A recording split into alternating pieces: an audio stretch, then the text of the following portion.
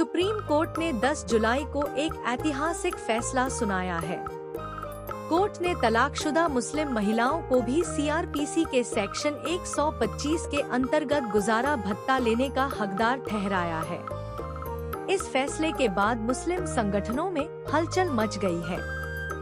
जमीयत उलेमा-ए-हिंद के अध्यक्ष मौलाना अरशद मदनी ने आज यानी 11 जुलाई को लीगल टीम की बैठक बुलाई है, जो कोर्ट के इस फैसला का अध्ययन कर आगे की रूपरेखा तैयार करेगी।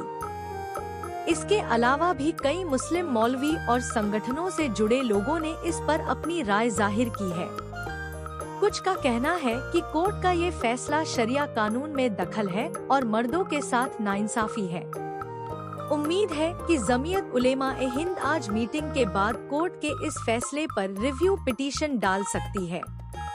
ऐसा ही फैसला 1985 में शाह बानो केस में सुप्रीम कोर्ट ने सुनाया था, लेकिन उस वक्त बड़े पैमाने पर विरोध प्रदर्शनों की वजह से तत्कालीन राजीव सरकार ने मुस्लिम woman protection of rights on divorce act 1986 लागू कर सुप्रीम कोर्ट के फैसले को डाइल्यूट कर दिया था। अब फिर सुप्रीम कोर्ट ने वैसा ही फैसला दोहराया है और फिर से देश में माहौल गर्मा गया है। झारखंड के शहर के काजी मौलाना मोहम्मद मसूद फरीदी ने फैसले पर प्रतिक्रिया देते हुए कहा, हमारे मजहब में निकाह सुन्नत है। मियाँ बीवी ऐसा रिश्ता है जो निकाह तक महदूद रहता है। मर्द निकाह करता है तो उसी वक्त कहता है कि मैं इसका बीवी सब खर्च उठाऊंगा, लेकिन जब वो निकाह में नहीं रही तब क्या जिम्मेदारी बनती है? उनके मुताबिक तलाक के बाद मेंटेनेंस का कोई मसला नहीं बनता है। उन्होंने कहा, ये मुसलमानों का मसला है। शरिया में तलाक के बाद कुछ बचता ही नहीं, फिर क्या बचा? अब ऐसे पहले वाली को देता रहेगा तो दूसरी बीवी को कहां से देगा?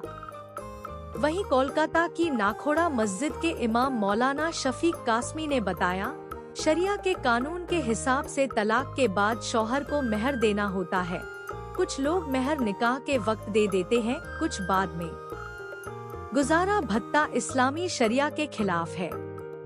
उन्होंने इस फैसले को मर्दों के साथ नाइंसाफी बताया और ये भी कहा कि सुप्रीम कोर्ट के आगे कुछ हो नहीं सकता, लेकिन अपनी राय तो रख सकते हैं।